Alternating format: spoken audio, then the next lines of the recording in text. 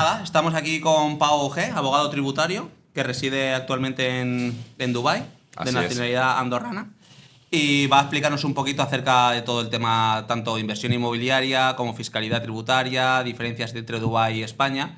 Y lo primero de todo, presentarte para que la gente te conozca. Pues muchas gracias por permitirme estar aquí Gracias a ti por venir. en este lugar tan privilegiado de Soba Hartland, con las vistas a Downtown, toda esta zona Creek. La verdad que es muy bonito y contento de estar aquí. Y nada, sí, en mi caso, como comentáis, soy abogado, en este caso de formación jurídica.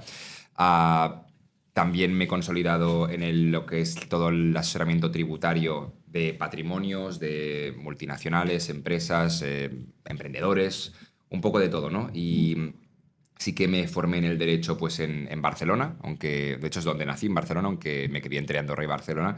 Y a partir de ahí, pues poquito a poco, gracias a lo que es la empresa familiar que mi padre fundó hace ahora pues ya casi 30 años, pude tener pues el privilegio de llegar a un grupo empresarial que, aunque pues tal vez era un poco más, no sé si decir, menos moderno en esa época, ¿no? Cuando llegué en 2017, me permitió acceder a una gran cantidad de clientes, a una gran cantidad de trabajo que yo no habría podido poner en mi mano de primeras a esa edad, ni mucho menos, ¿no?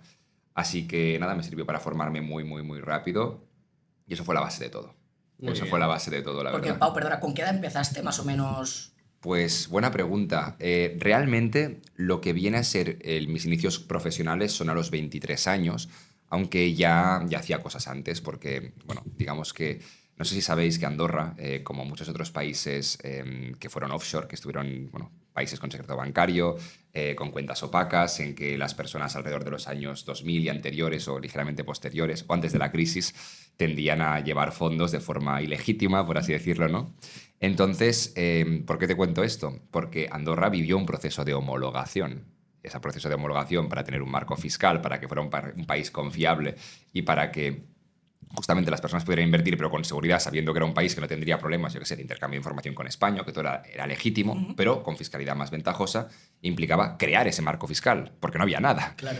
Entonces, con 17 años, con mi padre montamos todo un proyecto que lo denominamos Proyecto Marca Andorra, que más tarde, pues, a través de la patronal andorrana, mi padre pudo, pues, vamos a decir, promocionar como herramienta al final. Y dentro de la patronal, pues, ejerce presión, ¿no? Como un lobby al gobierno. Y justamente en esa época el gobierno estaba recibiendo muchos requerimientos, pues, de la OCDE, del GAFI, de las instituciones supranacionales para adaptarse, porque venía de ser un país offshore. Claro. Con lo cual, lo que es muy interesante de esa época, respondiendo a tu pregunta, es que aunque era un crío, monté un trabajo, que fue el trabajo final de bachillerato, que si tú lo lees ahora, alrededor del 90% de lo que ponía en ese trabajo ha pasado en Andorra. Todo. O sea, los tipos impositivos, el marco de liberalización de inversiones exteriores en Andorra, es decir, el hecho de que pudieran venir personas a invertir sin tener un socio local, el tipo de aparcamientos que se han hecho, las zonas peatonales, todo el tema del casino. O sea, realmente en ese trabajo se describió cómo debía ser la Andorra del futuro y dices, ¿pero cómo podías saberlo? Bueno, porque justamente el empresariado, del que en este caso mi padre configuraba la junta directiva, también generó presión sobre el gobierno. También era una época en que en Andorra pues, la patronal realmente tenía una fuerza importante sobre el gobierno, pero también estaban bastante alineados, ¿no? Esto ha cambiado un poco, pero sí que es cierto que yo, siendo un crío, antes de empezar a estudiar, también me sentí un poco partícipe de esa historia de Andorra desde la sombra, porque evidentemente esto no saldrá en ningún libro de historia, no lo sabe nadie, pero mi padre y yo estuvimos trabajando en algo que después se integró en hoja de ruta de la patronal y que después sirvió para presionar también y para dar ideas al gobierno, porque el propio gobierno trabajó mucho en el día a día con la patronal andorrana y de eso, pues, mi padre y el presidente en esa época, Javier Altimir, pues hicieron su trabajo junto con el resto de miembros de la junta directiva que estaban allí. Y de hecho, en esa época viajaron mucho, también vinieron aquí a Emiratos Árabes y a otros países porque Andorra estaba firmando En convenios los años 2000 poco. No, 2012, 2013, 2014. Porque estaban, claro, también haciendo viajes a países para explicar lo que era Andorra al mundo, ¿no? Claro. Entonces, esto era para responder a cuándo empiezas. Pues relativo, porque yo empecé a estudiar Derecho a los 18 años, pero ya me movía un poco todo este mundo del desarrollo de la inversión exterior, de la fiscalidad, desde antes, ¿no? Con lo cual, sí que es cierto que lo que es llegar a despacho, llegó a los 23, más o menos. Vale. Porque me va a salir un poquito del tema principal, ¿vale? Esto ya es mera curiosidad mía. ¿Cómo gestiona una persona tan joven como eras en aquel momento? Bueno, sigues siendo joven, pero como eras en aquel momento, a nivel emocional, por así decirlo, el peso de tanto trabajo, tanto conocimiento? Porque como tú bien dices, con 18 años empiezas a estudiar Derecho, pero desde bien joven estás metido en el mundo de la empresa, junto con tu padre, ¿no? Sí, a ver, esto fue realmente progresivo. Es decir, no puedo decir que en esa época yo estuviera implicado en la Vale. empresa. Más bien lo que estaba pues era implicado a nivel pues más colateral, algunos trabajos que se hicieron, seguía mucho la actualidad, evidentemente estaba al día de cosas que pasaban en el despacho. Estaba, pues, evidentemente, los veranos haciendo prácticas en el despacho, porque no deja de ser el despacho de tu familia. Claro. Pero sí que es cierto que cuando llego con fuerzas en 2017, y allí, después de acabar la carrera, estuve un tiempo en Los Ángeles y vuelvo con fuerza en 2017. Y ese es el momento, es el punto de inflexión de mi vida prácticamente, porque allí tú puedes llegar a un despacho de tu familia y decir, pues bueno, aquí, como soy el hijo del jefe, pues no tengo que hacer nada porque ya lo tengo todo ganado. O puedes sentarte en una mesita y decirle a todo el mundo, pues dadme todo el trabajo que tengáis porque voy a ayudaros a todos a lo que haga falta, ¿no? Y entonces pues fui haciéndolo departamento a departamento y de forma casi orgánica te diría, a los meses tenía personas que supuestamente eran superiores jerárquicamente a mí pidiéndome consejo o pidiéndome, pidiéndome instrucciones directamente. Es una barbaridad, desde luego. Entonces era bastante curioso porque a mí nadie me había otorgado ningún cargo en ese despacho. Bueno, mi apellido estaba en la pared, pero no por mí. Ya. Claro. Entonces se acabó produciendo este fenómeno en el que en 2018, 2019 sobre todo, pues ya entro en el comité ejecutivo del despacho, empiezo a tomar pues algunas decisiones directivas y pues intento, pues yo qué sé, reestructurar el tema de las webs, los sistemas comerciales de captación de negocio de la Modernizarlo todo, empresa, ¿no? sí, empezar a darle al negocio pues una entidad diferente, ¿no? Y es todo bastante orgánico, la verdad, nadie me otorgó ningún cargo. Fue un poco tal vez más adelante, cerca del COVID, que ya mi padre dijo, oye, pues pongamos algún cargo de director de operaciones tal, porque al final todos los directores de departamento, exceptuando algún caso concreto, ya reportaban directamente a mí, con lo cual al final acabas dirigiendo... Sí, es un poco consecuencia, sí, ¿no?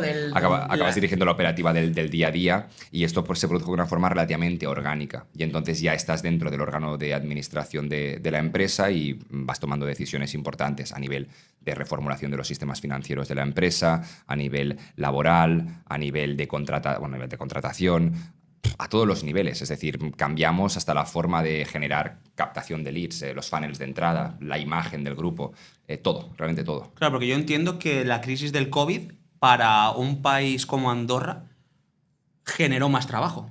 Claro, porque se demostró que mucha gente puede desligar el trabajo a un puesto físico. Totalmente, esto es un apunte interesantísimo.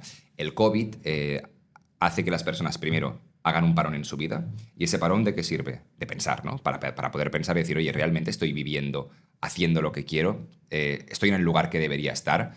Oye, ¿no debería ser un entorno más natural? Porque los espacios cerrados nos penalizaron muchísimo en el COVID. Y esto generó una gran afluencia. Es decir, yo durante el COVID trabajé más que en mi Más que vida nunca, ¿no? haciendo llamadas con centenares de personas que se querían ir a Andorra.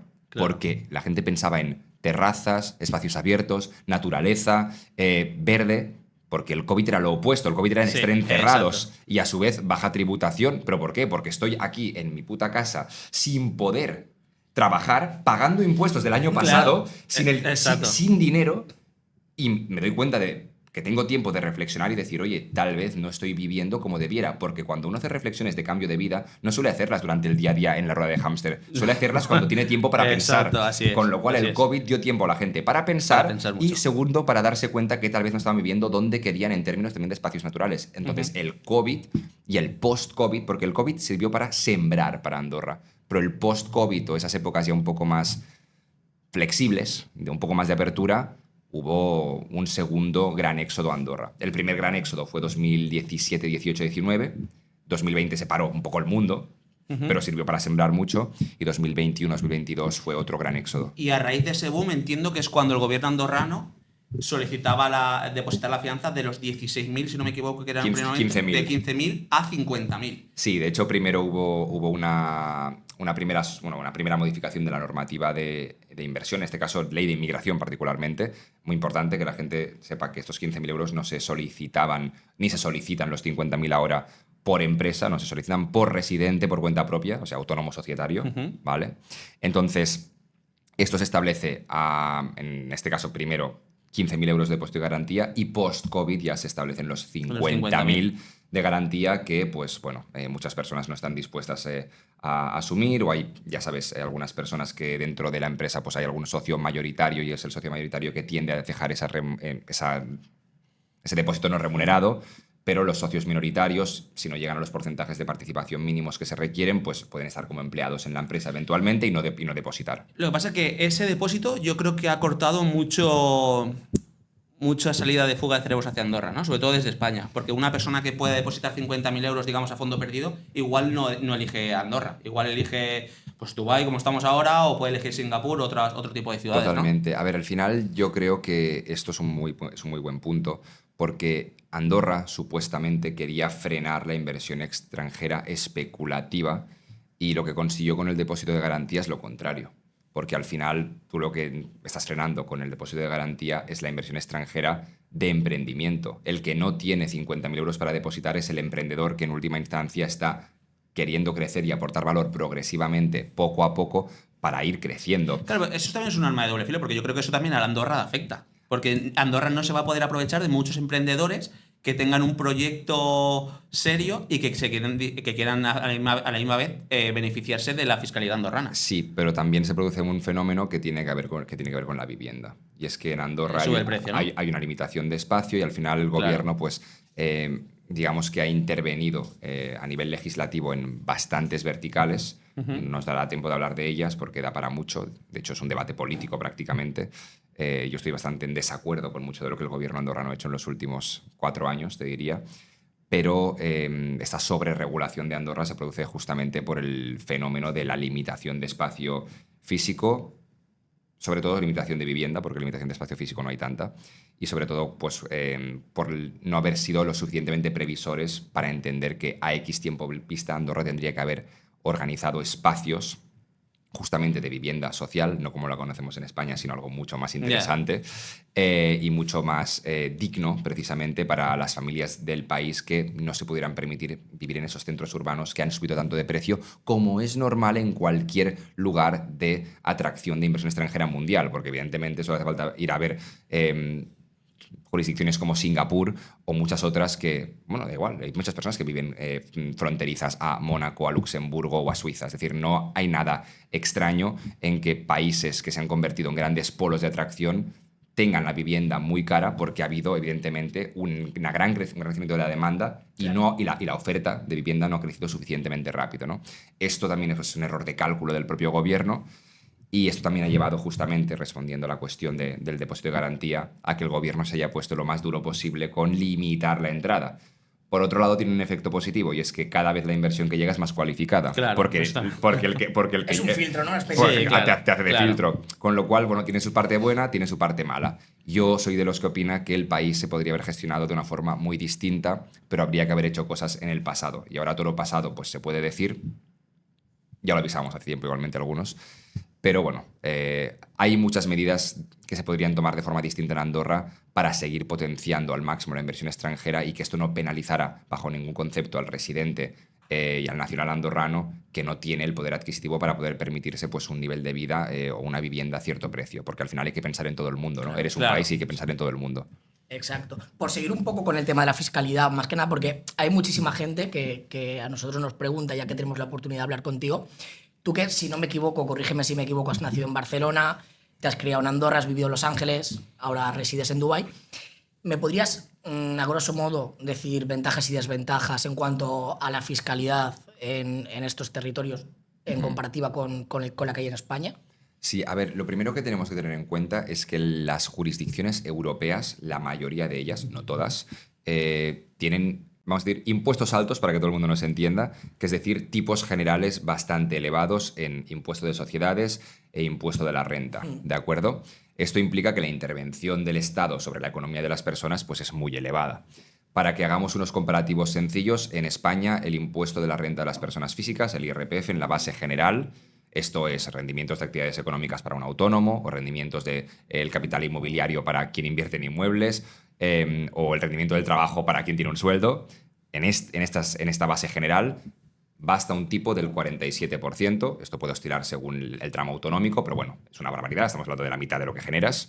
De hecho, en la Comunidad Valenciana supera el 50%. Sí, exacto. La Comunidad Valenciana es el más alto de España. ¿Al 54? Diría que llega hasta el 54. Pasa que también tienes que pensar que esto en función de los años va cambiando, ¿vale? Pero bueno, sí que es cierto. También habrá muy poca gente que llega al 54. Bueno, ¿Sí? La hay, ¿no? Me sorprendería, ¿no? te sorprenderías Me sorprendería. la de personas que están en los tramos más altos. Igualmente en España, sí, los tipos impositivos en la base general llegan pues hasta, vamos a decir, la mitad de lo que generamos para las rentas más altas. No tan altas, ya te lo digo yo. No es que sean tampoco millonarios los que llegan a esas cifras. Y en la base del ahorro, ¿vale? Que es básicamente rendimientos del capital mobiliario, dividendos, intereses, etcétera. O plusvalías por venta de acciones, ganancias de capital, que es la otra de las partidas de la base del ahorro, ahí va del 19 hasta el 30%. Hace 2 años era hasta el 26, lo subieron al 28 y hasta el 30, ¿no? Más. Con lo cual la base del ahorro también sube porque te quitan de lo que ganas, te quitan de lo que ahorras, ¿no? O de lo que generas. Y no solo eso, sino que ahora la última noticia que salió de Pedro Sánchez, que quiere cortar la inversión extranjera, Sí. cobrándoles un 100% de impuestos, cuando, si no me equivoco, los números, según en función de en qué fuente lo saques, esa inversión no llega ni al 1%. Sí, básicamente lo que está haciendo es, una vez más, limitar la capacidad de inversión. Si tú estás limitando la capacidad de inversión, le estás dificultando, estás interviniendo el mercado, con lo cual la vivienda cada vez se vuelve más cara. Más cara. Es decir, en lugar Más cara. de desregular el mercado para que bajen los precios, aplicas medidas que en todos los casos incrementan el precio de la vivienda, o bien porque desincentivas que el propietario ponga las viviendas en alquiler, claro, o exacto. bien porque no penetran en el mercado nuevos productos de compra porque los promotores no construyen, No o construyen. bien porque el inversor extranjero no invierte. Todo lo contrario aquí. Con lo cual, todo lo que estás haciendo contribuye a que todas las personas que te están votando, que no tienen absolutamente idea de nada de cómo funciona el mercado, y que les dices que estás velando por ellas, las estás perjudicando. Sí, Esas exacto. personas que te votan para que puedas tener un mercado en que los precios de los alquileres sean bajos y asequibles para toda la masa poblacional, que es la que te vota, pues bueno, esa persona mientras se vota se está disparando al pie. Lo mismo que el tema de limitar el precio de los alquileres. Es exactamente lo mismo. Exactamente lo mismo. Bueno, es que la Exactamente limitación del precio del alquiler desincentiva la puesta a disposición del inmueble en alquiler por parte del propietario, con lo cual lo que estás haciendo una vez más es restringirlo. Y lo que pretendes es generar tributación con imputación de rentas ficticias que no se producen. Claro.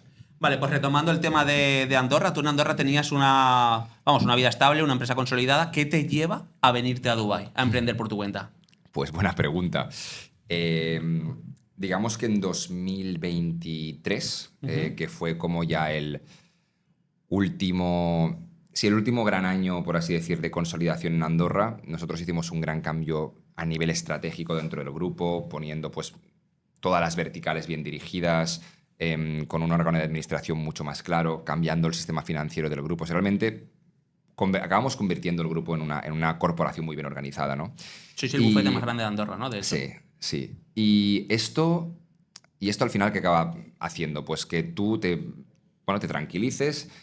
Yo me puse una persona que trabajaba conmigo, que me hacía de asistente personal, a la que le agradezco mucho lo que hizo por mí ese año porque me mejoró mucho la calidad de vida. Pasé de trabajar, literal, esto es cierto, pasé de trabajar entre 12 y 14 horas a trabajar unas 6 horas al día, más o menos. Hostia, La diferencia es notable desde luego. Pero claro, esta otra persona ya tiene que saber, tienes que aprender a delegar. Por ejemplo, yo eso tengo un problema con el tema de la delegación. Sí. Me cuesta muchísimo el aprender a delegar. Bueno, realmente al final la clave está en empezar a Aprender a contratar, ¿no? Aprender a contratar es un punto muy interesante a tratar, y después también está la parte de entender cuál es la dinámica de todo lo que llegas a hacer en un día que realmente no sería imperativo que hicieras tú. ¿Qué es mejor si lo haces tú? Seguramente. Como mínimo a nivel egoico todos pensamos que somos mejores haciendo las cosas que los demás. Después nos damos cuenta que seguramente podemos aprender mucho también del resto, ¿no? Pero sí que es verdad que cuando te das cuenta de eso, realmente formas a una persona, esa persona es predispuesta, incluso el equipo cada vez tienes más delegación en ciertas tareas, en tu equipo directivo, en los profesionales de otros departamentos, confías cada vez más en ellos, te acabas dando cuenta de que en esa estructura en la que realmente te estabas muriendo, o sea, te estás asfixiado de trabajo, estás trabajando 6 horas al día y vas de sobras y con buena alimentación, deporte, Tiempo tal. para deporte. Y esto fue la segunda mitad de 2023 para mí. Y fue más o menos en esa época que Alex, uno de mis mejores amigos, Alex Huertas, que nos ¿Pero lo conocimos- conociste ya aquí o lo conociste...? No, que va, Alex y yo nos conocemos de hace un montón de años y éramos amigos de cuando, más o menos cuando yo empecé a trabajar en Andorra, ese 2017 que os Sí. decía, pues a principios de 2018 yo le conozco. Él es andorrano también. No, Alex es del Maresme, de Cataluña. Y bueno, él es startupero. Alex fundó una de las startups más conocidas de España, que después fue adquirida por Hawkers, montaron el grupo Hawkers y bueno, su historia es larga y exitosa. Y entonces yo le conocí en 2018 y bueno, creamos un grupo de amigos muy consolidado en Barcelona, tanto de una parte de un grupo suyo, un grupo mío y bueno, ¿Coincidisteis? hicimos un poco de nexo de unión entre muchas personas y creamos diferentes grupos de amigos del cual pues bueno, íbamos quedando bastante, unos haciendo más unas cosas, otros yendo pues tal vez un poco más a Ibiza los veranos, da igual. Un grupo de amigos muy chulo. Sí. 2 grupos de amigos, que a veces se unían y a veces no. Uno más vinculado a Alex y uno más vinculado a mí, pero al final todos acabando siendo muy amigos, ¿no? Y Alex, cuando él decide irse de esta estructura, que cuando le compraron su empresa él se quedó como CEO, yo le ayudé a salir de esa estructura. Le ayudé a salir pues, a nivel jurídico. Pegarme un poco con los abogados de la empresa y ya está. Entonces, cuando esto sucede, él se viene a Dubái. Y esto hará unos 3 años y medio más o menos.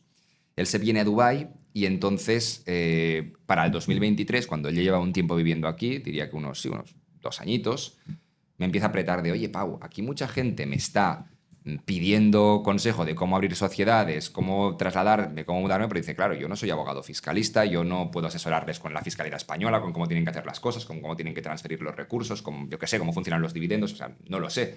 Yo sé de aquí, yo sé que yo cuando llegué me pegó un tortazo porque fue todo muy complicado, he aprendido un montón de cosas que no conocía del sistema de gobierno dentro, con lo cual puedo ayudar a todo el mundo, pero claro, estoy ayudando a todo el mundo gratis. Claro.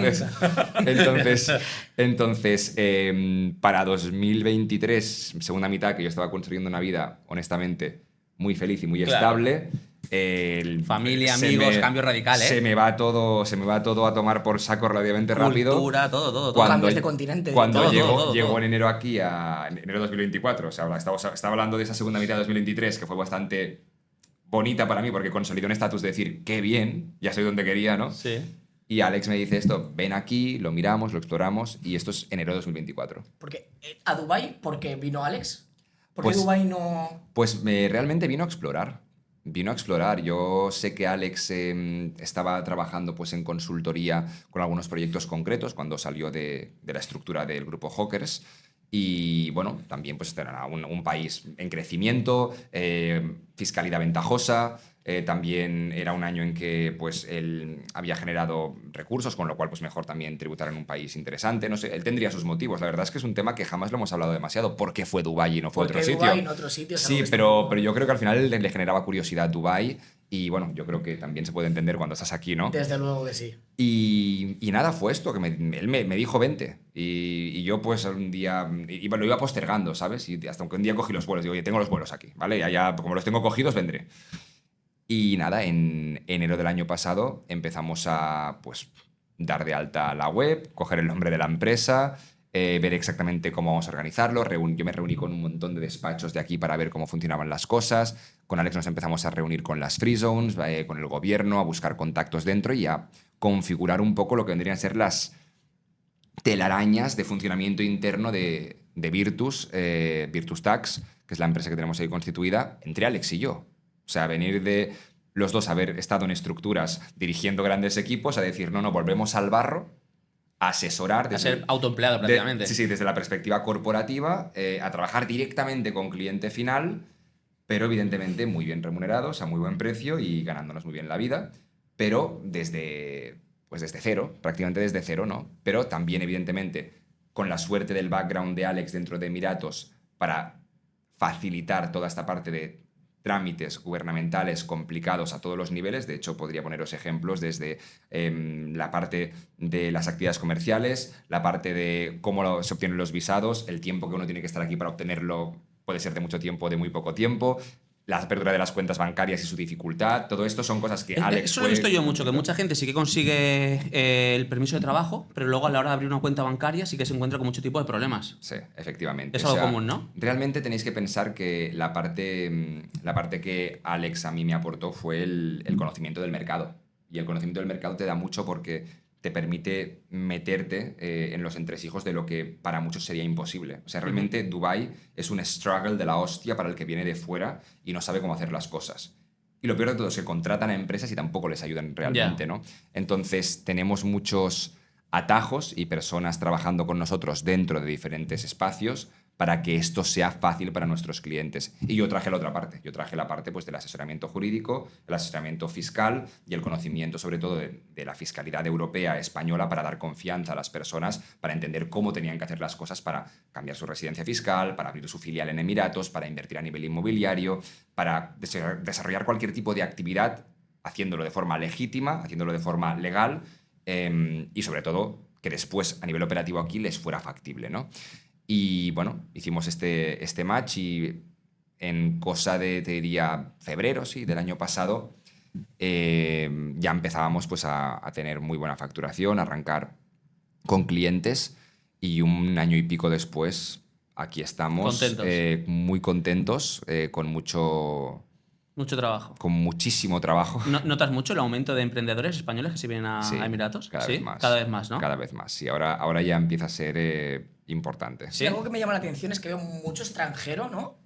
Aquí en torno al 90-95% de la población he visto yo que es Sí, extranjera. más del 90% es población extranjera. De hecho, Emiratis realmente representan un porcentaje muy residual de la población y por eso el gobierno los tiene pues, tan protegidos a todos los niveles, ¿no? Porque le interesa pues, que siga habiendo, evidentemente, que el país siga preservando su idiosincrasia con las personas que realmente han nacido, vivido y crecido en este país y tienen la nacionalidad, ¿no? Con lo cual tienen muchos, vamos a decir, atributos a nivel legal que otros no tienen, ¿no? Pero bueno, esto es bueno, que los países cuiden a sus nacionales, no como otros países que lo que hacen es cuidar más a los de fuera que los de dentro. Exacto. Desde luego. Y a nivel inmobiliario, ¿por qué crees que Dubái es un sitio pionero? Pues Dubái, al final tenéis que pensar que a nivel inmobiliario cualquier país del mundo tiene una capacidad de expansión o limitada o ilimitada por espacio. Yo qué sé, Singapur pues lo tiene muy limitado, ¿no? O Andorra lo tiene relativamente limitado. Dubái tiene una parte que es positiva y es que tiene mucha capacidad de crecimiento, que para muchos inversores será perjudicial, ¿no? Porque si puedes generar mucha oferta a nivel ilimitado, los precios se pueden desplomar. Pero tiene trampa. En Dubái tiene trampa, igual que en la mayoría de países del Golfo tiene trampa, porque el gobierno es el propietario de todo el suelo. Con lo cual el gobierno puede cortar oferta cuando quiera. Y los precios, aunque el mercado sea relativamente libre, puede intervenirlo cuando quiera y como quiera y siempre en pro de que los precios se consoliden. Entonces, Dubái como ciudad y Emiratos como estado, al final lo que está haciendo es todo lo posible para que el mercado se expanda, para generar oferta suficiente, pero siempre por debajo de la demanda. Es decir, aunque parezca una locura lo que estoy diciendo, con toda la barbaridad de grúas que veis por todos lados, que es una pasada, es el país donde más se está construyendo del mundo, falta oferta. Hay mucha más demanda que oferta incluso a día de hoy. Con lo cual, cuando el gobierno tenga identificado un exceso de demanda sobre la oferta, ¿qué va a hacer? Un exceso de oferta en comparación a la demanda, lo que va a hacer es cortar, porque lo que no le interesa al gobierno es que se desplomen los precios. Lo que le interesa es tener un mercado fuerte a nivel inmobiliario. Entonces, esto está permitiendo que Emiratos tenga la plusvalía, la plusvalía media de crecimiento anual más alta del mundo, que es por encima del 15%. Esto significa que hay inmuebles que están subiendo cada año un 20, un 30%. Cada año. Incluso las obras nuevas, yo también por lo que he visto, tú compras una obra nueva y desde que tú reservas una obra nueva hasta que te la entregan, el precio ya... Bastante. Ya... Mira, yo hice una reserva en junio que ahora mismo vale 50.000 euros más. 50.000 euros más. Ahora mismo. Ostras. Hace 6 meses, 8 meses. Y, por ejemplo, si yo que vengo de fuera quiero invertir comprar una vivienda, con financiación, por ejemplo, que al final es de lo que yo conozco, ¿cómo sería el proceso? ¿Parecido a España? Sí, tú puedes acceder a financiación en función también de tu perfil inversor. Si eres no residente, no tienes Emirates ID, no tienes nada, puedes acceder hasta un 50 o 60% de financiación, ¿vale? Y las condiciones pues te las va a dar normalmente el banco asociado a la promotora, a no ser que tú vayas a un broker de hipotecas. ¿Tipo de interés similar a España? Tipo de interés similar a América. Similar a América. Sí, tipo de interés similar a América, que será Estaríamos pues, hablando. pues para un no residente te acabarías yendo a un 5 o 6 fácilmente. Bueno, Sí, claro. tenemos perfiles nosotros donde sacamos hipotecas que van también por ahí los tiros. También tenéis que pensar que en Dubái el crédito no fluye. Y este es uno de los motivos principales por los cuales en todos los rankings mundiales Dubái como ciudad está de las más bajas dentro de los mercados que están floreciendo en riesgo de burbuja inmobiliaria. Y dices, ¿cómo Sí. puede ser que si aquí todo apunta que hay una burbuja? Pues no, los rankings marcan Dubái como una ciudad con un riesgo de burbuja muy bajo. ¿Por qué? ¿Qué configura una burbuja? Principalmente que el crédito fluya por encima de las posibilidades de los inversores. Sí, exacto. Aquí la gente viene cash. Aquí La gente mayoría viene, ¿no? Y sobre todo un tema muy importante, que para que el perfil inversor te permita acceder a un 50, 60 o 70% de crédito, tienes que tener, pues vamos a decir, una capacidad económica importante. De hecho, un residente self-employed, como yo, no puede Sí. acceder a más de un 60% de crédito. ¿No? A no ser que tenga unos statements de más de 2 años o incluso cuentas de empresa O auditadas. sea, por lo 3 normal sería años. en torno al 60%, tendrías que aportar la diferencia. Sí, y los empleados sí que pueden acceder fácilmente a un 80%. A un 80%. Y para vivienda propia incluso hasta un 90%. El tema es que aquí los impuestos de la compra son cero. 4%. 4%. Dubai Land Department se lleva el 4%. El de la 4%. operación. Sí, correcto. Aún así sigue siendo bastante más Sí, es económico lógico que, por ejemplo, en España, Valencia. ejemplo. Sí, pero tenéis que pensar que al final el diferencial, pues bueno, aquí la financiación es cara porque no se quiere primar que en este mercado fluya el crédito, ¿de acuerdo? Es decir, al final aquí el dinero no se regala y eso es muy bueno porque hace que el mercado sea más sólido. Claro. Hace que el mercado sea menos volátil. Y sí que es cierto que a nivel comparativo la financiación no es tan interesante, pero como las plusvalías son tan elevadas, con que a ti tu rendimiento mensual, o anual, vamos a decir, te cubra y con algún excedente tu hipoteca, realmente tú no estás buscando a grandes rendimientos. La gente me pregunta, ¿cuánto voy a sacar de rendimiento mensual o anual a este inmueble en Emiratos? Y digo, no mires tanto eso, mira la plusvalía. Si aunque cogieras el inmueble y lo dejaras vacío, como si fuera un stock, como si fuera un cuadro, te daría un 15, 20, 30% anual. O sea, estamos hablando de que aquí el mercado se configura de una forma muy distinta. Los precios crecen tan rápido de los inmuebles que hay edificios que están medio vacíos porque los propietarios dicen, yo no alquilo. Claro. Yo no alquilo porque ¿para qué? Si lo que quiero es sacármelo en 3 años haciendo un por 2. Y Claro. después yo alquilaré a quien lo coja. Y el mercado ya se regulará solo. Y luego, a nivel emprendimiento, diferencias de emprender en España a emprender en Dubái. Todas, ¿no? Todas. Todas. Tendríamos que quedarnos aquí un Todas, rato, ¿no? todas, Para todas. debatirlas todas. A ver, también es cierto que Dubái tiene una cierta barrera de entrada. Emiratos es un país en el que evidentemente tienes que llegar con una inversión mínima porque para empezar tienes que constituir una sociedad y tienes que establecerte, con lo cual no te... Estaríamos hablando de unos 15.000 euros aproximadamente. Un poco menos, pero bueno, si al final cuentas... En Andorra te estás yendo entre pitos y flautas, te estás yendo a los 60 y pico. Si cuentas el depósito de garantía, sí. Sí, correcto. A Andorra te puedes ir a 60 y pico mil, a Emiratos, pues sí, entre pagar tasas, pagar abogados, pagar después pues tu establecimiento, vamos a decir, También es verdad que aquí los alquileres se pagan un año por avanzado o medio año por avanzado, con lo cual venirte a Dubái te va a costar al final un precio. O sea, emprender de base, respondiendo a la pregunta, emprender de base no te diría que sea lo mejor de cero en Dubái. O sea, cuando te empieza a ir bien y empiezas a generar, vamos a decir, un neto anual de 50, 60, 70, 80 mil anuales netos, ahí dices, oye, pues me empieza a salir menos caro el collar que el perro. Claro. Porque al final, si yo lo que voy a optimizar en tributación me lo voy a gastar en vida, no me sirve de demasiado, ¿no? Porque en España llega un punto, no sé cuál es el límite, donde si quieres trasladar tu sociedad, tienes que pagar la tasa de salida. Bueno, no si quieres trasladar tu sociedad en sí mismo, si tú como persona física eres propietario de participaciones sociales en empresas que estén valoradas en más de 1 millón de euros, según los parámetros de la ley del impuesto de patrimonio, tú ahí tienes que pagar exit tax, que básicamente es entre un 19 y un 30% del valor... Del valor que te dicen que tiene tu empresa. Bueno, sí, en este caso de uno de los 3 valores que te da la ley del impuesto de patrimonio, del más alto de los 3. Y se supone que tendrías que pagar ese valor sin haber vendido la empresa. Tú no has vendido nada, pero tienes que pagarlo, Tienes que ¿no? pagarlo. Entonces, hay un punto interesante en el que en la mayoría de nuestros clientes se acaban encontrando, que es el de ya me va suficientemente bien como para irme, pero todavía no tengo un valor de capitalización de mi empresa tan elevado como para estar sometido a exit tax.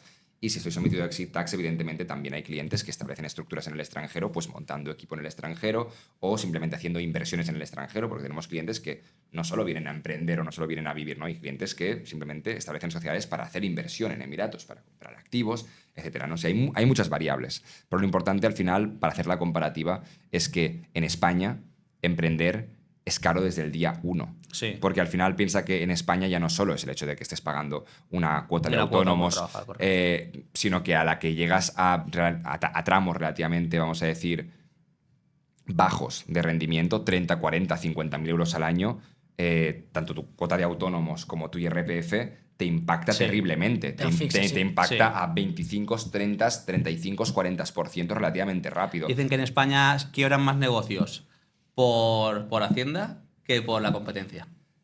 También hay una cuestión y es que es la responsabilidad o la irresponsabilidad del empresario. Yo evidentemente aquí no voy a atacar a nadie, ni mucho menos, porque creo que quien lo hace peor es el Estado, con lo cual Dios me libre de poner el foco en que el empresario no se organiza bien, pero los empresarios que quiebran por los impuestos es que no están bien Bien asesorados, asesorados, ¿no? porque al final, evidentemente, una persona que te dice, hostia, ahora me llega el IRPF, no me lo esperaba, hostia, ahora me llega el no me lo esperaba, pues bueno, es tu problema porque sabías perfectamente ¿Qué te tenía que qué llegar? te iba a llegar y cuándo te iba a llegar. Y si no lo sabías, es que eres un mal empresario. Con lo cual, te compro la máxima, te la compro, pero son malos empresarios. Dilo con matices, ¿no? Sí, pero evidentemente eso no quita que esa persona no merezca o no mereciera que eso sucediera, porque evidentemente seguimos hablando de un expolio, Sí, sí, no, seguimos eso es- hablando de sumas que son insultantes, ¿no? Pero sí que es cierto que uno tiene que saber gestionar su negocio, porque eso también pasa en los países de baja tributación. O sea, yo tengo clientes en Andorra que con los volúmenes que generan les puede llegar un impacto fiscal de 100, 200 o 300 mil euros. O en las declaraciones trimestrales de IGI, que es el IVA andorrano, Sí. de varias decenas de miles de euros. Y esto, yo no tengo dinero. ¿Y por qué tengo que pagar esto? Y te acusan, ¿no? Tío, a ver. Ya. Tío. O sea, te organizas. Al final buscas culpables. Te organizas tus finanzas, tienes un equipo que te está diciendo exactamente cuándo tendrás que pagar, cómo tendrás que pagarlo, sabes lo que generas, sabes cuál es el impacto tributario asociado, se te informa, con lo cual te organizas y eres responsable como empresario. ¿Qué sucede? Que ese impacto asociado que tienes que organizar en España es descomunal. Es enorme, con lo Sí. cual tienes que ser mucho más organizado, Sí. porque si no, puedes quebrar. Sí, claro. exacto. Luego, una de las cosas que creo que sí que ha hecho bien este gobierno es el tema de la ley Beckham, ¿no? Sí, el que de- la ha bajado de 10 a 5 años, ¿puede ser? Sí, de 10 a 5 años para poder volver a España España. y acogerte al régimen de impatriados de, vamos a decir, durante 6 años, poder estar, vamos a decir, sometido a un régimen Sí. en el que tú no vas a tributar por las rentas que vengan del extranjero, por ejemplo, si has generado pues, sí, dividendos, intereses de otras empresas, y en que tus rentas de la base general, pues de sus actividades económicas, van a estar a un tipo general del 24%, que es el de no residentes, ¿de acuerdo? Con lo cual es un régimen bastante interesante para el que se quiere volver a España. ¿Por qué imagino que lo han hecho? Pues porque mucha gente se ha ido y con lo cual quieren atraer que alguien de las que Que se han alguien ido vuelva, ¿no? vuelva. Que alguien Lo que vuelva. pasa que es lo que yo digo siempre, el que se ha acostumbrado a ser propietario de su dinero Ya no no va, vuelve. no va a volver ¿A a que se España. Claro, yo lo que No, pasa no, es que sí, creo- sí, van a volver, pero que no van a volver a España. Claro. Van a volver a Andorra. Claro. El que se ha Claro. ido a Miami, el que se ha ido a Singapur, el que se ha ido a Shanghái, a Exacto. Hong Kong, a Dubái o donde sea, o a Ciudad del Cabo, cuando vuelva a España, lo que va a hacer no va a ser volver a España, seguramente. Y tal vez se cogerá la ley Beckham durante algunos años, pero después acabará en Andorra. Claro. Yo creo que España, con la calidad de vida que tiene España, si los impuestos bajasen a un 20-25, muchos emprendedores o muchos empresarios se volverían a España. Coincidimos Se todos volverían en a esto. España De hecho, 100%. España tiene una calidad de vida tan elevada y unos parajes, un entorno, una cultura, una historia, un todo tan increíble. Somos todos unos enamorados de España, creo. Que sí, con unos tipos impositivos más razonables, digamos de entre 20 y 25%, tanto en IRPF como en impuesto de sociedades, no solo la gran mayoría de españoles y de grandes talentos vivirían en España, sino que grandes inversiones internacionales que no se hacen en España serían en España. Y al final hay que entender que mayor imposición no siempre es mayor recaudación, y los que han estudiado economía básica lo saben. Al final es una curva completamente, es decir, convexa. Y esta curva convexa, que se llama curva de Laffer, te define que hay impuestos 100, recaudación 0, hay impuestos 0, recaudación 0. La clave está en buscar el punto óptimo, ¿no? Punto óptimo. Y ese punto óptimo, desde luego, no es un 45%. Claro. Seguramente, si alguien hiciera un análisis, un estudio macroeconómico en el que influyen muchas variables, vería que tal vez, yo qué sé, el impuesto de sociedades óptimo en España sería el 17%. Y el óptimo nivel de recaudación de IRPF tipo máximo sería el 29%. ¿Por qué? Porque al final tienes que entender en qué punto está el equilibrio entre lo que entra en las arcas del Estado y el incentivo a que la gente invierta. Claro, el tema es dónde van esos impuestos. Claro, porque ¿no? al final... Además nosotros que somos de Valencia ahora lo hemos visto muy claramente con el tema de la DANA. ¿Dónde van esos impuestos? Bueno, van prácticamente a todos los lugares menos donde las personas lo necesitan. Correcto. De hecho, creo, además, no sé si fue justamente viendo un vídeo de Alex, creo que era, que comentaba que una persona emiratí le dijo que en Europa se pagan muchos impuestos, pero que ¿a dónde van esos impuestos? Que no iban a donde tenían que ir. Sí, correcto. Correcto. Correcto, así es. Al final tenéis que pensar que el modelo español también va a flaquear por otro lado. Es decir, este concepto que acabas de describir, el de impuestos 20, 25, los que sea, pero razonables. La gran mayoría de españoles seguirían viviendo en España y la gran mayoría de talento estaría allí y mucha más inversión extranjera estaría allí, con lo cual España sería un país mucho más próspero. Se está empezando a convertir en una máxima que tampoco se daría. Es porque hay una variable que no estamos teniendo en cuenta. Y es que cuando uno quiere ser propietario de sus recursos, o sea, que el dinero, el Estado no se lo robe, también es importante que no te lo roben por la calle. Es decir, hay dos conceptos importantes, la baja imposición y la seguridad ciudadana. Claro. Y en España empezamos a tener un problema muy grave con la seguridad ciudadana, igual que lo tenemos en Francia, que en Francia es mucho más exagerado. Entonces, si alguien quiere saber cómo va a ser la España de dentro de 5 años, que se vaya, pues yo que sé, a las afueras de París o a Marsella, para que vean cómo es, y así es como va a ser España en 5 o 10 años. Eso está pasando mucho en Barcelona, ¿no? Mucha gente de Barcelona está pidiendo el traslado a Andorra precisamente por ello. Bueno, hay un problema grave de seguridad ciudadana. Una persona ya no puede ir con según qué coche, ni con según qué ropa, ni con según qué zonas, qué reloj, o qué pendientes, o con qué nada. O sea, cosa que aquí en Dubái, por ejemplo, es imposible. Claro, al hilo de lo que decías antes, que tenemos mucha calidad de vida en España y es algo que todos somos unos enamorados de España por este tema. Esta pregunta es un poco más mundana, pero aprovecho de lo que estáis hablando ahora para preguntarte. Mucha gente sabe que tiene beneficios a nivel fiscal y está interesada en venirse para Dubái, por ejemplo, pero le choca el choque cultural o la diferencia a nivel social. ¿Tú que eres residente aquí en Dubái, crees que hay tanta diferencia a nivel social, a nivel... pues eso, ya no tanto a nivel laboral, sino más a nivel social?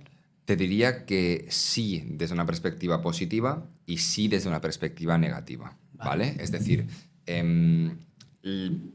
también es cierto que el tema de la calidad de vida, para no saltar de tema directamente, se ve comprometida con el tema de la seguridad en España, porque hablamos de la calidad de vida en España y la calidad de vida se puede ver muy comprometida con la seguridad, que es lo que está sucediendo aquí en Emiratos, país con menos criminalidad del mundo, que dejas 3 horas un bolso de 50.000 euros en la calle y no lo va a tocar nadie. Esto es increíble. Porque eso es real, ¿no? Esto es real. No sabemos si la verdad no, es completamente real. O sea, yo voy, por ejemplo, los lunes por la mañana con los clientes a gobierno a hacer trámites, dejo el Mac allí abierto con todo escrito, dejo mi es café, impensable. me voy 1 hora a hacer trámites, vuelvo y se está ahí. O sea, es increíble. Esto cada semana. Si dejas un coche abierto con la puerta abierta, un Ferrari con las llaves puestas, arrancado, y lo puedes dejar aquí 3 días, no va a pasar nada. Joder. Pero volviendo a la cuestión, te diría que hay una parte positiva y una negativa. La parte positiva sería que realmente sí que hay un choque a nivel de mindset, lo que es mentalidad. Realmente encontrar en España personas que tengan la mentalidad de alguien que se ha venido a Dubái es complicado. Es muy complicado. Porque Dubái transforma a las personas, yo te diría que sobre todo las ciudades de las oportunidades, ¿no? Antes era el sueño americano, ¿no? Y las ciudades que han crecido muy rápido realmente transmiten y generan algo en las personas muy distinto. Y os pondré un ejemplo. Cuando tú encuentras a alguien aquí, generalmente, y yo que sé, le propones hacer un café, te va a decir que sí siempre, porque está en tu misma situación, porque es nuevo.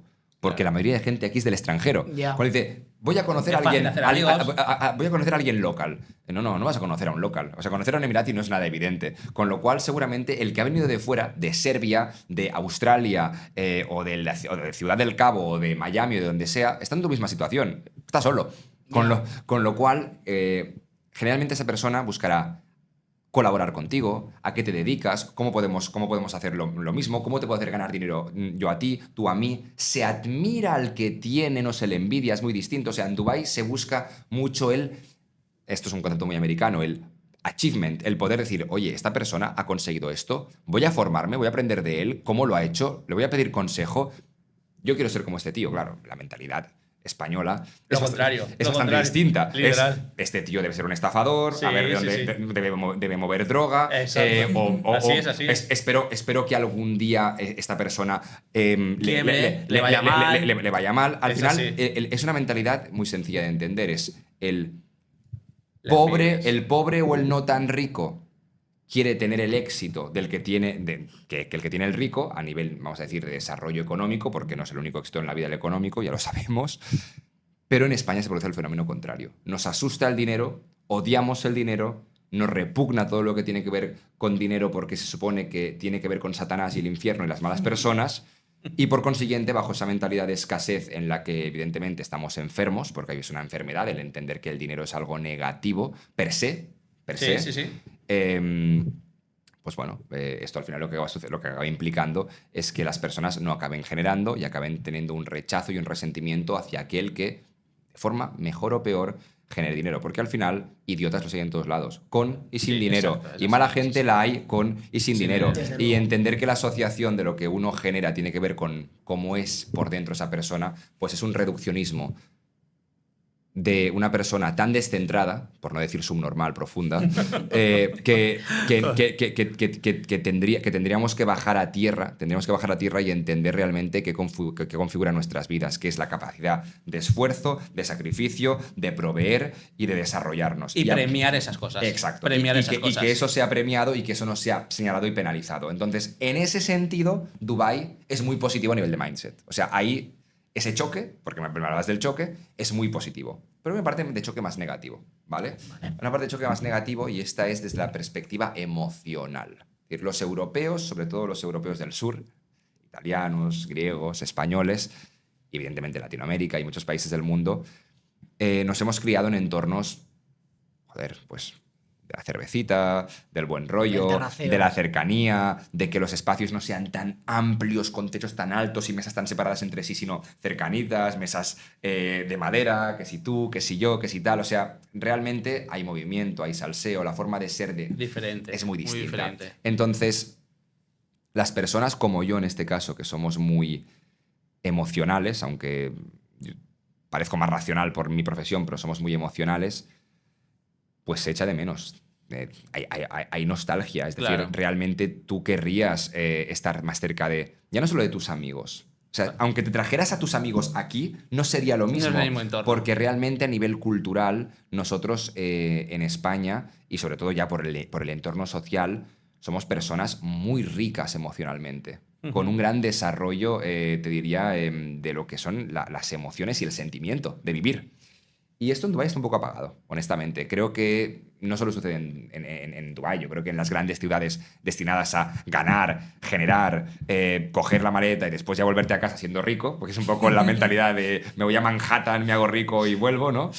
O me voy a Shanghái 10 años, genero todo lo que tenía que generar y me voy. Recojo y vengo. Sí. Exacto, pues un poco las ciudades que vibran con esta energía son muy interesantes a nivel de achievement, a nivel de mindset, a nivel de generación, de colaboración, de business. Pero desde la perspectiva emocional, eso es mi opinión personal, otro te dirá que no opina lo mismo, es un país pobre.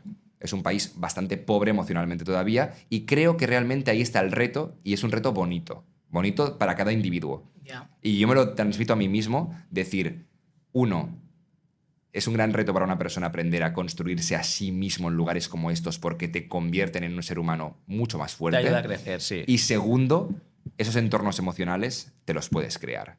Puedes buscar ¿Sí? esas personas, puedes juntar a esas personas, puedes ser feliz con esas personas, pero no va a venir a ti.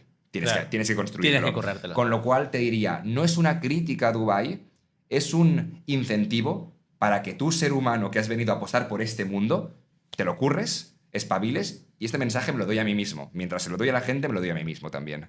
También te puedes encontrar con lo contrario, que vengas aquí y te coman. Sí. Claro. Mira, Yo, por ejemplo, estuve en Nueva York, como te he dicho antes, hace 10 días, y ahí, tío, tú te levantabas a las 10, 11 de la mañana y ya, tú salías a la calle Y yo iba de turismo. Ya parecía que llegabas tarde a cualquier sitio. ¿A dónde? No lo sé. Llegas tarde. Llegas tarde. La gente va volando. Aquí vas La gente tarde va siempre. volando. Pues allí igual. Pero esto es una locura de ciudad, o sea, aquí esto es pim pam, o sea, el ritmo de trabajo, de crecimiento, la velocidad en que una empresa crece aquí, o sea, el ritmo de trabajo que yo tengo en Dubái es como, what the fuck, Porque, por ¿sabes? ejemplo, otra cosa que sí que he visto que aquí es muy diferente a España es yo te contrato a ti, te pago 2.000 y a mí me cobran 2.000. No me cobran 3.000. Efectivamente, no hay cargas al trabajo. Y en vez de contratar a uno, podría contratar a dos. Por eso hay más personas trabajando, generando más, Claro, exigiéndote es más. un círculo Los vicioso. derechos laborales Exacto. son algo pues, que no está tan, vamos a decir, protegido, con lo cual realmente aquí se busca la productividad absoluta, ¿no? Y lo que acaba produciéndose es que muchas personas pues están con burnout absoluto. Es que no es nada que no pase en las grandes ciudades, es que realmente es una ciudad hecha para producir, generar, crecer y acabarse convirtiendo en una de las principales metrópolis del mundo. Con lo De hecho, cual, hay un proyecto, el proyecto 2040, ¿no? así es. El crecimiento aún se pretende que sea mayor. Sí, se pretende doblar la población en los próximos 10 años y el plan de expansión 2040, si lo podéis buscar por internet o lo podéis dejar en la descripción, es espectacular. Es un plan de expansión que prevé pues, zonas verdes ilimitadas, prevé que todo lo que es la zona metropolitana de Dubái, ya no es donde estamos ahora, sino desde la zona de Deira hasta Jebel Ali, que sería todo el rectángulo gigante, pasando por el nuevo aeropuerto, esté todo construido, edificado plenamente, con zonas interiores caminables de kilómetros y kilómetros cubiertas para los veranos. Hostia. También, con carriles bicis gigantes también cubiertos, zonas Sí. verdes, de todo. O sea, realmente quieren montar aquí la Babilonia del siglo XXI, ¿no? Todos tenemos mucha curiosidad de saber cómo va a ser esta ciudad en 10 años. Estaremos expectantes. Pues Pau, por seguir un poco y volver al punto que nos atañe, que es el tema de la fiscalidad, que es sobre todo lo que más le va a interesar a la comunidad que nos va a escuchar. ¿Nos podrías contar un poquito sobre la fiscalidad en Dubái, puntos positivos, aspectos negativos si los hubiese, para que la gente un poco pueda entrar en materia y sepa pues, por dónde van los tiros, ¿no? A ver, tenemos que pensar que Emiratos Árabes seguramente tiene a día de hoy la fiscalidad más competitiva del mundo. Y me vas a decir, oye, pero si me han dicho hay países que hay, yo qué sé, 0% en impuestos a sociedades. Ya bueno, hablamos de países que estén en cumplimiento estricto con parámetros, en este caso estándares OCDE y GAFI, es decir, máximos organismos internacionales que prevén cuáles son las prerrogativas a nivel de fiscalidad internacional y convenios, etcétera, y normas de precios de transferencia, etcétera, y el GAFI, que es, en este caso, quien marca qué países son cumplidores y no con prevención de blanqueo de capitales a nivel global, ¿no? Con lo cual, países que no son de riesgo, y Emiratos ya está entre esos países. Importante este apunte porque si no nos podemos ir a islas del Caribe que tengan porcentajes de tributación muy bajos que no nos sirven en esta conversación porque intentan mandar una transferencia bancaria y devolverla. Belice, ¿no? ¿Te refieres, por ejemplo? Sí, bueno, hay muchos países que todavía en este momento están en fase de cumplimiento de los estándares y todavía pues, no están en las listas, no han salido de las listas grises, por así decirlo. Emiratos, el año pasado, en febrero, salió de todas las listas grises y no tiene fiscalidad personal. No es que el IRPF sea un 0%, como dice mucha gente, es que no hay sujeción a imposición personal. Las plusvalías a título personal, los rendimientos del capital inmobiliario, los rendimientos del capital mobiliario, los rendimientos del trabajo, cualquier cosa, un sueldo, lo que sea, no tributas como persona física. Nada. Y tampoco hay cargas al trabajo, con lo cual tu empleador pues, te paga 3.000, recibes 3.000 y sobre esos 3.000 pagas 0. Con lo cual es lo que entra, lo que recibes Es tuyo. y ya está. Bastante fácil. A nivel societario, se ha establecido un impuesto de sociedades, un Corporate Income Tax, que de hecho tuvo su primer año fiscal en 2024. De hecho, fue un año partido con 2023, pero bueno, el primer año íntegro fue 2024, que tiene un tipo general del 9%, ¿vale? Pero tiene un poco de trampa hasta 2027 esto. Porque hasta el día 31 de diciembre de 2026 existe un régimen especial que se llama Small Business Relief, en el que si tu empresa factura menos de lo que son la equivalencia a 3 millones de dirhams al año, que son unos 775.000 euros, no estás sometido a imposición. Ya. Haces la declaración del impuesto de sociedades, pero no estás sometido a imposición, con lo cual marcas la casillita y no pagas impuestos. Esto, si superas este threshold, si superas este baremo, te vas al tipo general del 9%. De la diferencia, ¿no? Si, por ejemplo, facturo 6 millones, tú pagas el 9% desde los 3 hasta los 6, o desde los 6 hasta el 0. No. Es decir, en el caso de que tú superes esos 3 millones de dirhams, que son pues, 775.000 euros, pasas a tributar el 9% sobre todo, excepto el mínimo exento, que es de unos 100.000 euros más o menos. Ese mínimo exento de 100.000 euros son unos 375.000 dirhams, ¿vale? Entonces, para que todo el mundo le quede claro, el Small Business Relief, que ojo, se va a acabar en 2027, que después ya todo el mundo irá al 9%, ¿vale? Me permite que se desactive el botón de la tributación. Porque hablamos de facturación, no de beneficio. Con lo cual, si yo he facturado menos que eso, no pago impuestos. Pero si ya lo he superado, ya no hablamos de facturación, hablamos de cuál es mi beneficio. Y ese beneficio, hay una parte exenta. Y esa parte exenta es de 375.000 dirhams, unos 100.000 euros más o menos, ¿vale? ¿Qué va a suceder en 2027? Pues que todo el mundo irá al 9% con esos 100.000 euros exentos, ¿vale? Que realmente pues, hace que tu tipo efectivo, que le llamamos los fiscalistas, lo que realmente acabas pagando, nunca llegue a un 9%. Ejemplo sencillo, una empresa que ha facturado 1 millón de euros, que ha tenido un beneficio de 250.000 euros, tributa sobre 150.000, no sobre 250.000. Y pagaría ese 9 de esa diferencia. Pagarías el 9 de esos 150, con lo cual el tipo efectivo no es un 9. El tipo efectivo realmente va a ser pues, un 7 y pico, me imagino. ¿No? Haces el cálculo y te sale. O sea, realmente aquí nadie va a pagar un 9% de impuestos, siempre va a pagar un poco menos. Sí. O nada. Claro. Perfecto. Vale. Quería seguir preguntándote, porque a la gente también le interesa y nos ha preguntado mucho cuando pues, sabía que nos íbamos a reunir contigo. ¿Es verdad que en Dubái, bueno, entiendo que no, pero ahora nos lo aclararás tú, ¿es verdad que en Dubái solo se vive del petróleo como todo el mundo o como mucha gente piensa en España? En Dubái no hay petróleo. Lo digo ahí a la cámara para que se sepa. En Dubái no hay petróleo.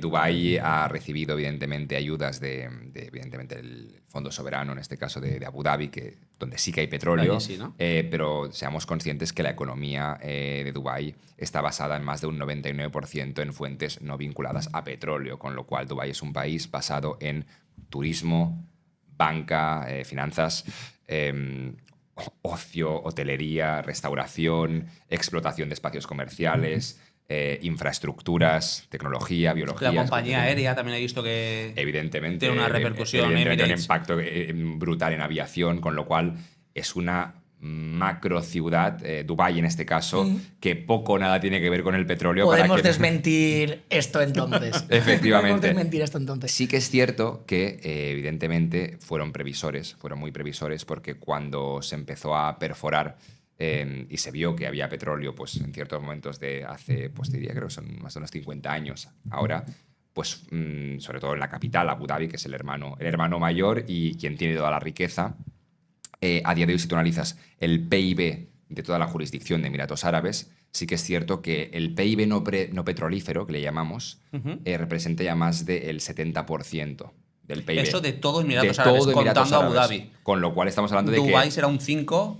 De que del porcentaje... Sí. No. Yo lo que me estoy refiriendo aquí es que en Dubái el porcentaje que el petróleo representa es nada, es nulo. Nada. Es nulo. Pero lo que yo me vengo a referir es que del PIB global de la jurisdicción, solamente alrededor de un 30% es petróleo, siendo un país de los más poderosos a este efecto de todo el Golfo. Con lo cual, esto ya nos dice mucho de cómo Emiratos ha gestionado y diversificado su economía pensando en el futuro y en el momento en el cual todo esto no sea un país petrolífero, porque todos sabemos que es un recurso limitado y escaso.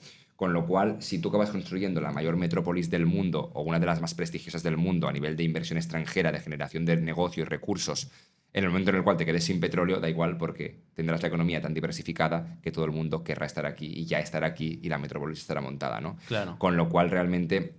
ese mito es bueno desmentirlo, pero con el matiz de que en parte sí que se construyó gracias al petróleo, pero de forma muy inteligente, con una visión a largo plazo y evidentemente pues gracias a que no haya habido democracia, evidentemente, porque la democracia no siempre es algo positivo y esto es algo que la historia a veces demuestra, porque las visiones a largo plazo a veces solamente se pueden cumplir cuando uno no cambia de silla cada 4 años. También es verdad. De hecho, es algo que venimos comentando. Sí, esta mañana. Lo veníamos comentando. Vale, yo Bien. te quería también, por ir terminando ya, preguntarte, a lo mejor no viene, a lo mejor es un poco saltando de tema, pero es que no quiero que se me quede nada del tintero, que luego nos riñen. Sí. Por lo que decías antes de que puedes incluso comprar una vivienda, dejarla en stock y como si está vacía, como si no... Sí, como lo si que no comentábamos antes, sí. Bueno, lo sabrás, hay una preocupación, sobre todo muy emergente estos últimos años en España, que es el tema de la ocupación. Entonces, estoy seguro que a la gente le va a interesar o nos va a preguntar, si no te lo pregunto yo me van a matar. ¿Cómo funciona esto aquí en Dubái? ¿Existe la ocupación? ¿No existe? ¿Se escucha? ¿Te ha llegado algo? Os voy a dar un dato antes de hablar de la ocupación que esto os va a interesar mucho. Es que tiene que ver. Vale. Desde que habéis llegado a Dubái, no ha habido ningún momento en que no hayáis estado grabados. Siempre estás grabado. Siempre estás controlado, salvo en tu casa o en los baños del hotel, por así decirlo, ¿no? O del espacio público en cuestión. Hay cámaras en todos lados. Todo está grabado, con lo cual todo está monitorizado, traqueado, llámale como quieras, ¿no? Esto es terrible para los derechos humanos. Es fatal, ¿no? Bueno, pues esto es fantástico, porque esto lo que permite es que no haya ningún problema de seguridad ciudadana y que yo pueda dejar un reloj de 50.000 euros en cualquier lugar, como hemos dicho, y nadie lo vaya a tocar. Y eso tiene mucho que ver con la pregunta que me haces sobre la ocupación, porque ¿a quién le interesa vulnerar la ley? Primero, teniendo en cuenta que las penas por allanamiento de morada son descomunales, hablamos de años de cárcel. Evidentemente, cuando el sistema penal es muy retributivo, la gente delinque menos, Claro. y menos cuando siempre estás grabado. Así es. Y segundo, que ya nadie tiene incentivos para delinquir en este país. Entre esa delincuencia se puede entender la ocupación. Y evidentemente también hay una cuestión de eviction, porque no solamente es que yo ocupe un espacio que no es mío, sino también es una cuestión de que me deje de pagar quien me estaba pagando antes, que esto también es una situación problemática, ¿no? Y aquí el sistema pues funciona muy rápido para que estas personas salgan de esos espacios o paguen a tiempo, ¿no? Cuando se les requiere. Con lo cual yo te diría que este problema no entra ni en la conversación. Es que aquí nadie sabe lo que es la ocupación. O sea, Inimaginable. si te pones a preguntarlo, Es que es como debería ser. Nadie sabe lo que es. Es sentido común. Es que es sentido común. Nosotros en la inmobiliaria sí que nos ha pasado alguna vez, pisos que hemos alquilado, incluso pasando seguro de impago, que quien está dentro no paga y luego es un jaleo para tirarlo.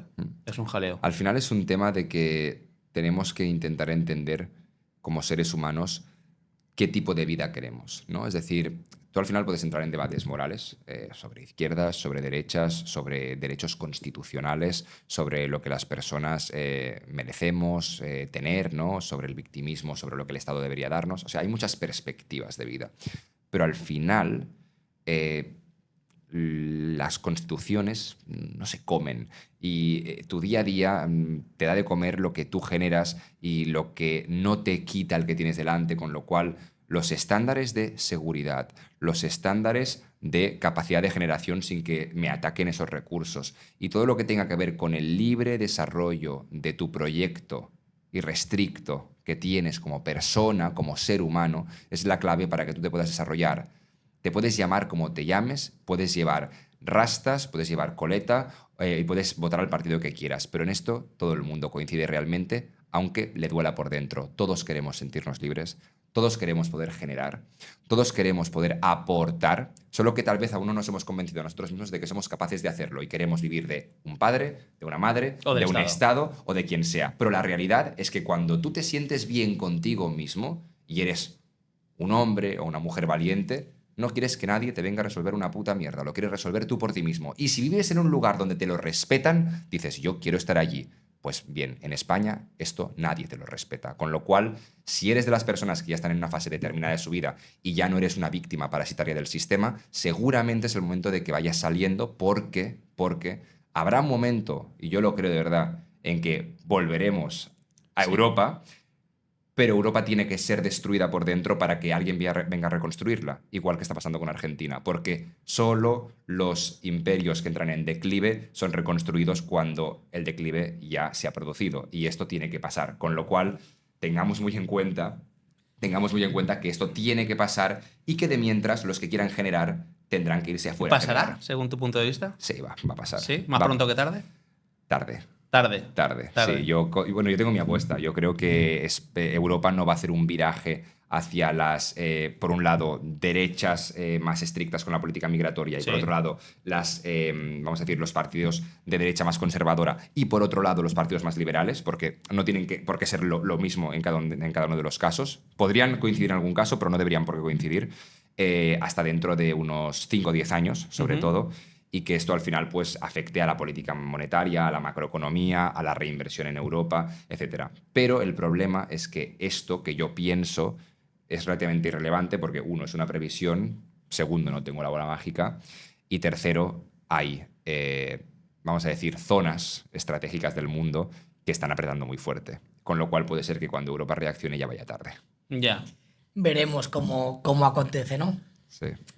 Bien, pues con esto sí que nada, podemos ir acabando. Seguramente nos vayan a matar porque nos habremos dejado muchísimas cosas que preguntarte. Volveremos más pronto que tarde de Dubái. Volveremos y si Pau acabaremos nos esta da conversación. la oportunidad de reunirse otra vez con nosotros. Nos dejará la gente apuntado lo que quiere saber o qué podemos preguntarte. Totalmente. Y seguiremos con esta charla. De Un verdad, placer. muchísimas Muy bien, gracias. muchísimas Pau. gracias, Pau, A tío. vosotros.